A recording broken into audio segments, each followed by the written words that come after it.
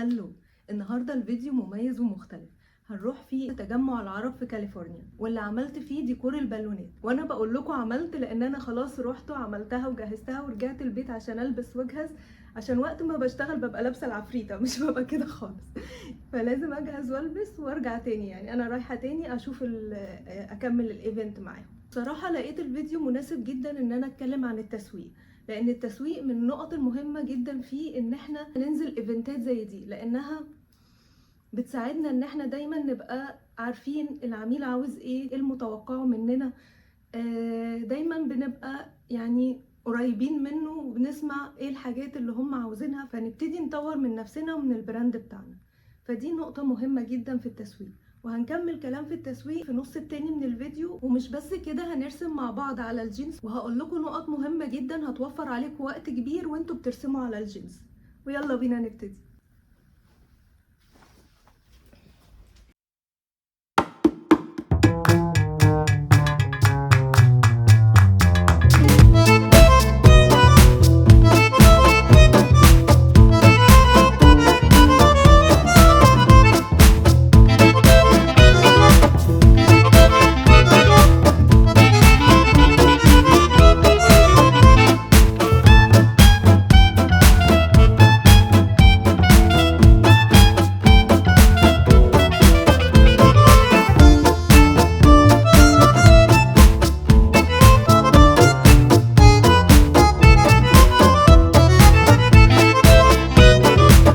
عن جليتر داي، وليه جليتر مش اي اسم تاني، وقلت فرصة تعرفوا انتوا كمان سبب الاسم ده. بس انا للأسف الصوت ما كانش ظابط قوي، علشان كده قررت اسجل لكم انا قلت ايه. تخيلوا معايا كده ان الجليتر انتشر حواليكوا في كل حتة، بيدي لمعة وسحر في كل مكان. انا كمان حابة اضيف لمسة سعادة وسحر بالحاجات اللي انا بقدمها في كل يوم من ايامكم، ان كان بقى الفيديوهات اللي بعملها او شنطة حلوة برسمها او ديكور جديد ممكن نعمله نفرح بيه كل اللي حوالينا، يدي بهجة ولمعة لكل صورة. ولو حابين تشوفوا صور اكتر للحفلة تقدروا تدخلوا على جروب العيلة الكبيرة في كاليفورنيا، كل التفاصيل الحفلة هتكون موجودة هناك، وهتشوفوا قد ايه ديكور البالونات ده كان مدي لمعة وبهجة لكل صورة فيها. نرجع بقى لشغلنا، عملنا كوباية القهوة الحلوة ونبتدي نشتغل. الحقيقة الفيديو اللي هتشوفوه دلوقتي هو فيديو قديم عندي، لان كنت مشغولة جدا الفترة اللي فاتت وما قدرتش اعمل فيديو جديد، بس هو مناسب جدا ان احنا نتكلم مع بعض عن الجينز وايه النقط المهمة اللي نجهز بيها الجاكيت الجينز او القطعة الجينز اللي احنا هنشتغل عليها. وبعد كده هنتكلم عن التسويق، مش ناسياه هنكمله. في الشنط القماش كنا بنحط جوه الشنطة قطعة كرتون، لكن مع الجواكت الجينز لازم نفردها ونشدها على قطعة الكرتون بكليبسات زي دي أول خطوة.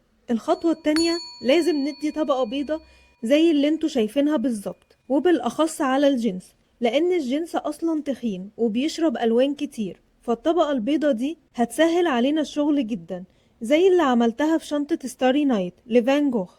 انا عموما بفضل اعمل الطبقة دي في كل الاوقات ومع اي نوع قماش، بحس بتسهل التلوين والدمج، وبتفرق كمان في درجات الالوان. يعني لو ملاحظين هنا درجة البينك المحطوطة على الابيض مختلفة تماما على اللي اتحطت على الجنس على طول. وبما اننا حاطين طبقة اساسا في الاول، فالطبقات الكتير مش احسن حاجة، فلازم نبقى عارفين ايه الالوان اللي هنستخدمها، وبلاش نصلح الالوان بالالوان على الشغل على الجنس بالذات. يعني ايه نصلح الالوان بالالوان؟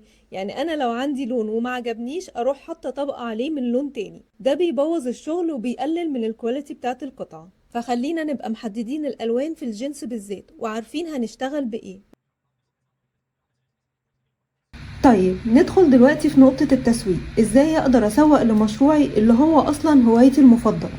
بصوا، اهم نقطة بنقع فيها واحنا بتبتدي، وانا شخصيا وقعت فيها وما زلت بقع فيها كتير جدا، بس على طول بحاول اظبطها لانها هي حاجة مش بايدي الحقيقة، والاخص للفنانين. يعني ايه هي الغلطة دي بقى؟ ان احنا بنركز على المنتج قوي وعلى القيمة اللي احنا بنقدمها، وبننسى تماما الناس عاوزة ايه. يعني بنعمل حاجة جميلة وفخمة وبننسى نسأل نفسنا سؤال بسيط جدا: مين اللي هيشتريها وليه؟ وهتناسب أي فئة، شباب، كبار، صغيرين. وكمان بننسى نسأل نفسنا هنوصل للفئة دي ازاي؟ يبقى احنا لازم نعرف 3 حاجات: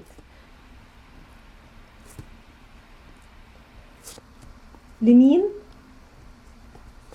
ليه؟ ازاي؟ لمين؟ مين اللي هيشتري مني؟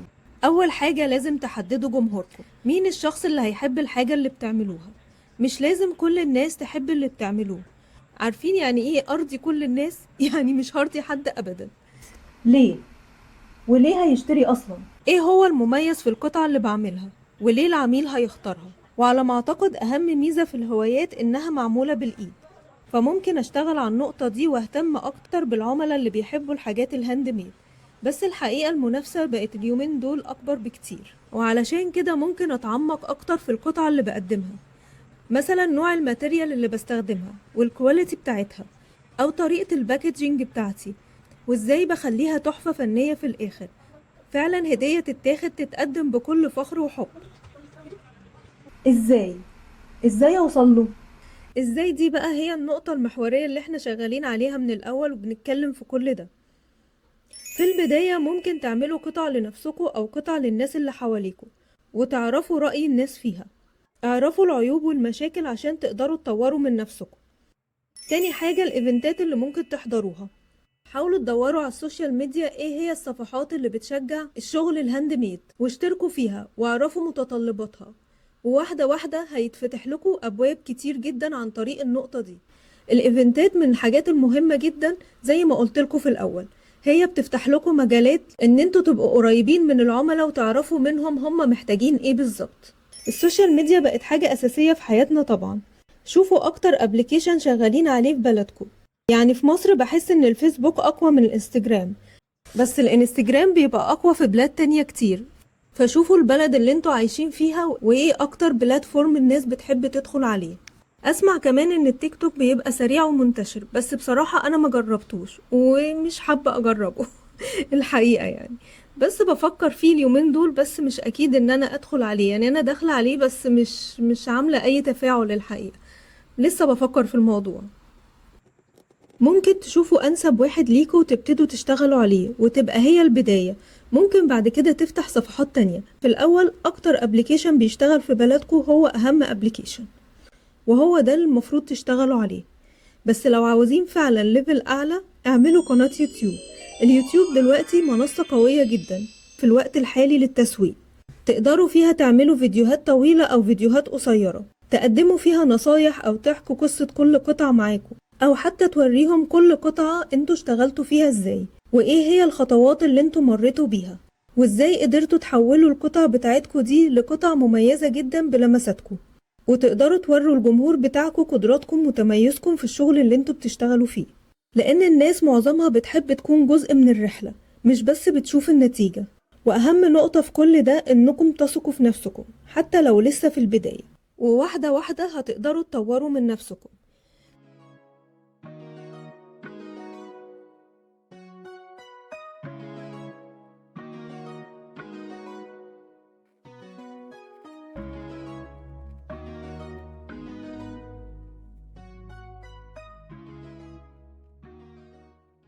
هديكم مثال حي دلوقتي حالا. مثلا انا ما بحبش السوشيال ميديا تماما، ولو تشوفوا فيديوهاتي في الاول هتلاقوني عامله فيديو بالطول اساسا مش بالعرض. يعني ما كنتش اعرف ان الفيديو اساسا بالعرض. لازم تروحوا تشوفوه، حاجه كده كارثيه مقارنه بالفيديوهات اللي انا بعملها دلوقتي. فما تهتموش بالبدايه، اهتموا انكم تعرفوا الغلطات وهتطوروا من نفسكم واحده واحده. بس المهم ان انتوا تبداوا، وفكرة فوق فكرة هتتطوروا وهتكبروا، بس لو ابتديتوا من دلوقتي. واشوفكم على خير في الفيديو الجاي. صحيح نسيت اقول لكم ما تنسوش تعملوا سبسكرايب للقناة ولايك وشير لو عجبكم الفيديو. باي.